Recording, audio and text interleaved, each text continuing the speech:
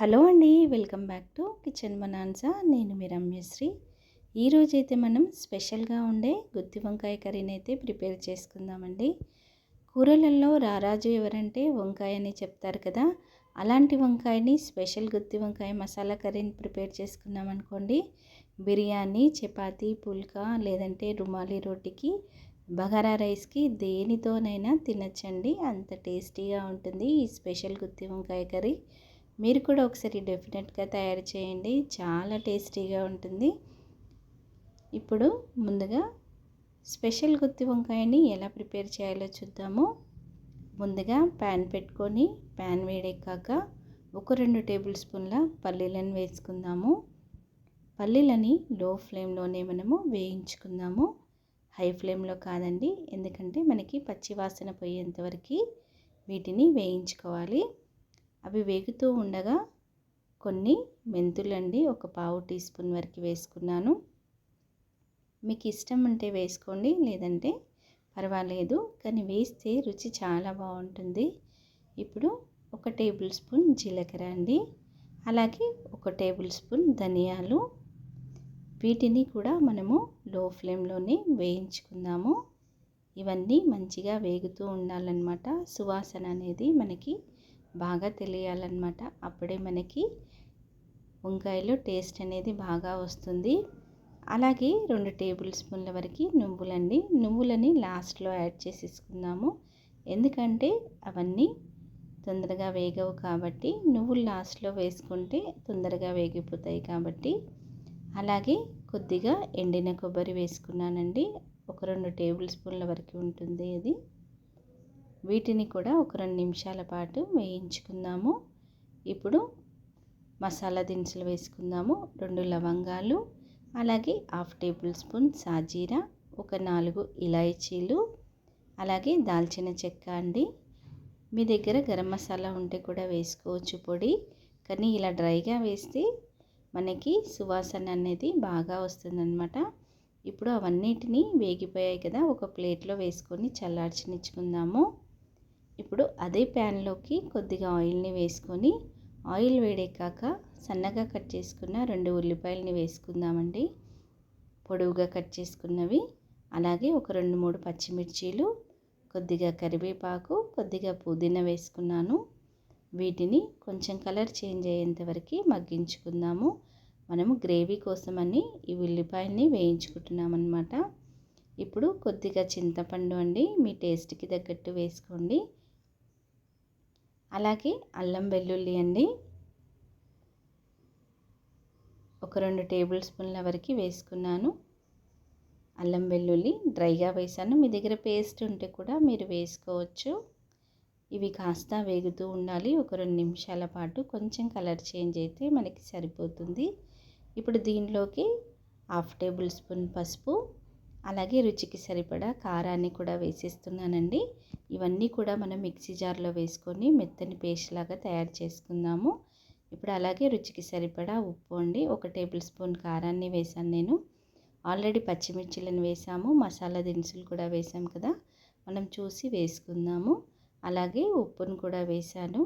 ఇవన్నీ కూడా ఒక 2 నిమిషాల పాటు వేయించుకొని స్టవ్ ఆఫ్ చేసేసుకొని పూర్తిగా చల్లారిపోయాక మనము దీనిని మెత్తగా పేస్ట్ చేసుకుందాము. ఆల్రెడీ మనము నువ్వులవి కూడా వేయించుకున్నాము కదా, అవన్నీ కూడా కలిపేసి పేస్ట్లా తయారు చేసుకుందాము. ఇప్పుడు అదే ప్యాన్లోకి ఆయిల్ని వేసుకుందామండి, ఒక 6 టేబుల్ స్పూన్ల వరకు. హాఫ్ టేబుల్ స్పూన్ సాజీరా వేసుకున్నాను, మీరు కావాలంటే జీలకర్రని కూడా వేసుకోవచ్చు. ఇప్పుడు వంకాయలు మనము మసాలా వంకాయకి ఎలా కట్ చేసుకుంటామో సేమ్ అలాగే మనము 4 భాగాలుగా కట్ చేసుకొని వేసుకోవాలండి. కొద్దిసేపు ఉప్పు నీళ్ళలో వేసుకున్నాం అనుకోండి, చేదు అనేది మనకి ఉండదన్నమాట. ఇక్కడ నేను నల్ల వంకాయలు తీసుకున్నాను, మీరు కావాలంటే తెల్ల వంకాయలతో కూడా ఈ స్పెషల్ గుత్తి వంకాయ మసాలా కర్రీని చేసుకోవచ్చు అన్నమాట. ఇప్పుడు వంకాయలన్నీ వేసుకున్నానండి, ఇవి పావు కేజీ వరకు ఉన్నాయన్నమాట వంకాయలు. పుచ్చులు లేకుండా చూసి వేసుకోండి. అలాగే కొద్దిగా పసుపు వేసుకున్నాను, కొంచెం ఉప్పు వేసుకున్నానండి. ఇక్కడ నేను డీప్ ఫ్రై చేయట్లేదండి, వంకాయల్ని నూనెలోనే మగ్గించుకుంటున్నాను. మీరు కావాలంటే నూనెలో కూడా డీప్ ఫ్రై చేసుకోవచ్చు, కానీ ఇలా కూడా తొందరగా మగ్గిపోతాయి అన్నమాట. ఇప్పుడు లో ఫ్లేమ్లో మూత పెట్టేసి వంకాయలు మంచిగా ఉడికేంత వరకు ఉడికించుకుందాము. చూసారు కదండి, ఈ విధంగా అయితే ఉడుకుతున్నాయి వంకాయలు. కనీసం మనకి ఒక 80% వరకు అయితే ఉడకాలన్నమాట. ఎందుకంటే మసాలా దినుసులు అన్నీ కూడా మనకి మంచిగా వేగిపోయినవే ఉన్నాయి కాబట్టి ఎక్కువసేపు వేయించాల్సిన అవసరం లేదన్నమాట. ఇప్పుడు వంకాయలు మగ్గుతున్నాయి కదండి, మనము ఉప్పు ఇంకా పసుపు కూడా వేసాం కదా, వంకాయల్లో మంచిగా మనకి అనేది పట్టుకుంటుందన్నమాట, చప్పగా ఉండదు వంకాయ. ఇప్పుడు మనం ఆల్రెడీ ప్రిపేర్ చేసుకున్న మసాలాని దీంట్లోకి వేసేసుకుందాము. ఇప్పుడు ఇదంతా కూడా ఒకసారి బాగా కలిసిపోయే విధంగా కలిపేసుకుందామండి. ఇంకా మనము ఏమీ ఎక్స్ట్రా పైనుంచి యాడ్ చేయాల్సిన అవసరం ఉండదండి, అంత టేస్టీగా ఉంటుంది. ఆల్రెడీ మనము ఉల్లిపాయలో ఉప్పు కారం వేసాము, అలాగే అన్నీ కూడా వేసుకున్నాం కదా, అల్లం వెల్లుల్లి ముద్ద, పసుపు, ఇంకా ధనియాలు జీలకర్ర అన్నీ వేసుకున్నాం కదా, అలాగే గరం మసాలా కూడా వేసుకున్నాం కదా, అన్నీ సరిపడా. ఇప్పుడు ఒకసారి బాగా కలిపేసుకొని నూనెలోనే పూర్తిగా ఆయిల్ పైకి వచ్చేంత వరకు మధ్య మధ్యలో కలుపుతూ వంకాయని వేయించుకుందాము.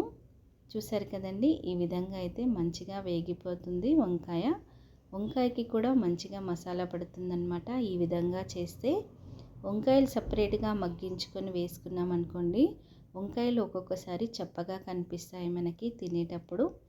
కానీ ఇలా నూనెలో మగ్గించుకుంటే టేస్ట్ చాలా బాగుంటుందండి. ఇప్పుడు మసాలా మంచిగా వేగిపోయింది కదా మనకి. ఇప్పుడు దాంట్లోకి సరిపడాన్ని నీళ్ళని వేసుకుందాము. నేనైతే ఇక్కడ 1 కప్పు వరకైతే యాడ్ చేశానండి. మీకు కొంచెం ఇంకా గ్రేవీ ఎక్కువగా కావాలి అనుకుంటే ఇంకా కొన్ని వాటర్ని యాడ్ చేసుకోండి. లేదు మీరు అలాగే తింటారు తిక్కగా అనుకుంటే అలాగే తీసుకోండి.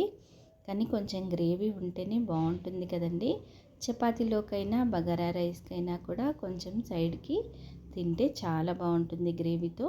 ఇప్పుడు ఒకసారి బాగా కలిపేసుకొని ఆయిల్ సపరేట్ అయ్యేంత వరకు 5 నిమిషాల పాటు అయితే ఉడికించుకుందాము మూత పెట్టేసి.